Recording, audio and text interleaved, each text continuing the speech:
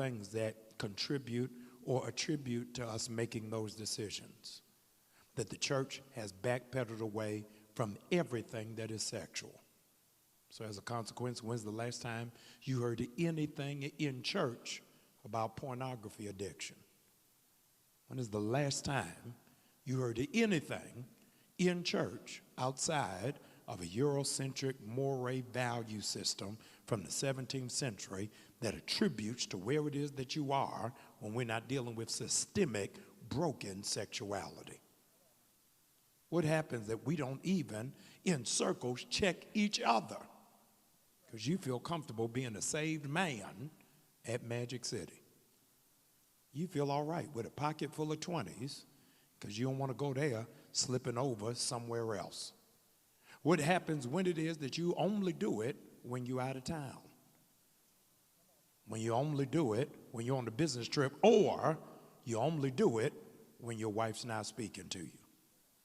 Where is our checks and balances? Where is our system for recovery and accountability? And so for us to be a real men's ministry, it can't be just fishing trips. It can't just be us going to play golf. It can't be us just having a Super Bowl party. If we're not dealing with the real marrow of the bone of what it is that we're contending with and how it is that we move forward. Weeks ago, maybe almost a few weeks ago, I went to a private screening for Surviving R. Kelly. And the Savages were there. And I was really bristled to my core to see this man of God who's a man of prayer, a man of faith, is a family man. And for those of you who didn't watch it, I was amazed. In one scene of the documentary, it shows them in the lawyer's office talking to their daughter by phone, to which, here it is, they had to ask permission to talk to their daughter. So I'm seeing the wife and the second oldest daughter on the phone with your oldest daughter. And so after the screening was complete, I said, Mr. Savage, I'm seeing everybody from the family talk to your daughter except you. And I don't understand how you, the head of the house, how it is that you've been a viable, active part of your daughter's life, why you are not on the phone with your daughter when you don't know when that next opportunity is going to come. Tell them what you said. The reason why I wasn't on the phone with my daughter, because I know how controlling, I can say, RK was on men. He feared men. And if I would have said anything when I got on the phone or acknowledged that I was even in the room, he would have had her to hang up the phone. Anytime any man comes in his camp, you would have that type of problem.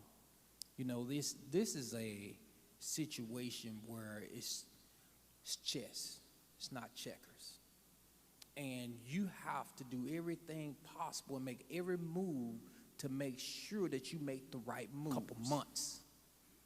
This man was here from the time we got in his office, which is 3 years. 3 years. 3 years. We haven't seen Jocelyn since December of 2016. We recently saw her at a court hearing up in Chicago. And let me explain. So what do you... It's not like he don't still want me to come out there today. Because I'm supposed to leave to go down there. In a minute, I gotta text him real quick. I'm gonna call you. Just call me back. Reason why I think my daughter's being held against her will, because my daughter is suffering from herpes right now. And she was given that disease by R. Kelly, because I took her to the doctor and found out that she had chlamydia. And when I found out she had chlamydia, I was waiting for other tests to come back. And eventually, her roommate told us that Jocelyn was suffering from herpes because she was a nursing student, and she was treating Jocelyn. This shit is not funny. I just wanted to remind you, sometimes we forget things, you know. I guess you forgot that your daughter came to see you guys and you guys tried to do whatever you call this here to try to keep her at home, screaming, yelling, filming her, asking her about her love life, her sex life, and all this stuff here. I think you forgot. Maybe you humiliated her by getting on national TV in front of the whole world talking about chlamydias and herpes and things like that just for a lawsuit from a grown ass woman. I guess you forgot that. You forgot that.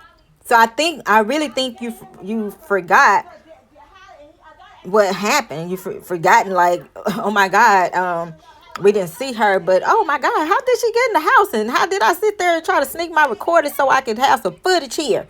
And maybe you forgot that you guys went to that courthouse and tried to ambush your daughter to film with your bass. I guess you forgot that too. That's why she didn't deal with you. Turn the cameras off and deal with your daughter without the cameras and trying to make money. That's how you deal with your daughter. To you gentlemen, I'm explaining to you how my daughter acts. Me and my wife was in the court. Of course, you're going to be respective of the court, so you cannot talk. You got to obey whatever the judge is telling you what to say. And this is Jocelyn, because Jocelyn looked just like her mom. We're going to pretend that this is her. And Lift your mic up. this is Jocelyn. We're going to pretend that this is Jocelyn, because she looks just like her mom. I come around, well, Jocelyn comes around, Jocelyn bows her head, first of all. Nobody noticed it, but I noticed it. She bowed her head. Then my wife sit next to her. She kept her head bowed the whole time. This is a sign, if you ever have a dog, and when you come up to that dog, the first thing he do is lay down, he bows to you. That's how these women are trained. So I noticed that. The second thing is, I came around. When I came around, she immediately got up out of her chair, went to the bailiff, and told her, I don't want to be near them. She was immediately saying that. And it shocked me, because this is the first time I've seen my daughter since December of 2016. So the next thing I'm doing play-by-play with my attorney on the phone.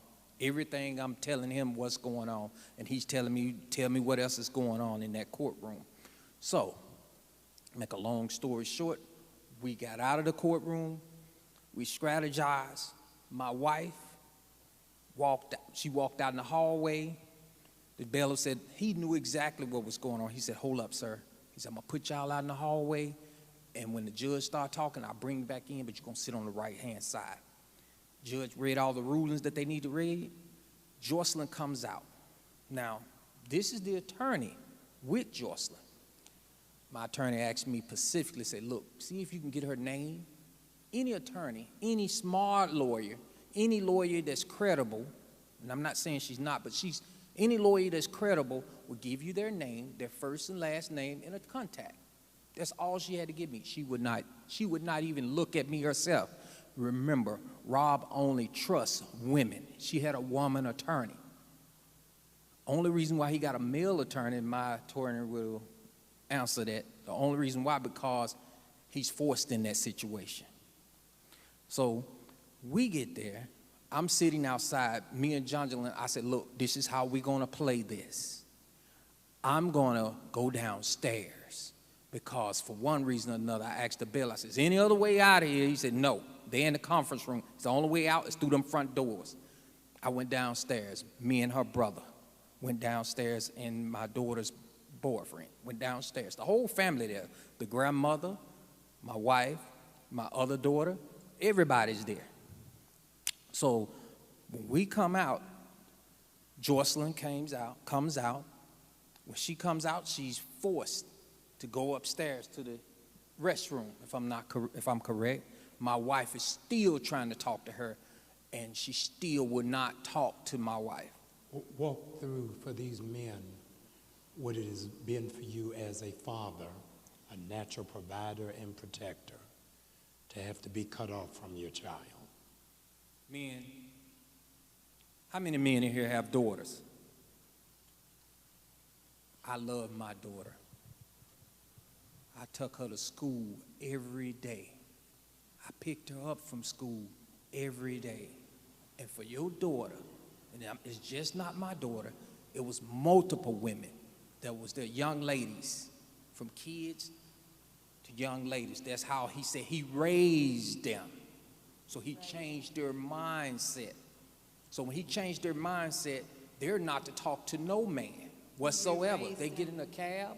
He re-raised them. He re-raised them. So when they're not allowed to talk to no man. They're allowed to go and bow their head if any man comes up. If I'm sitting there, if she's sitting there talking to anybody, if a man comes up, the man must talk to her handler.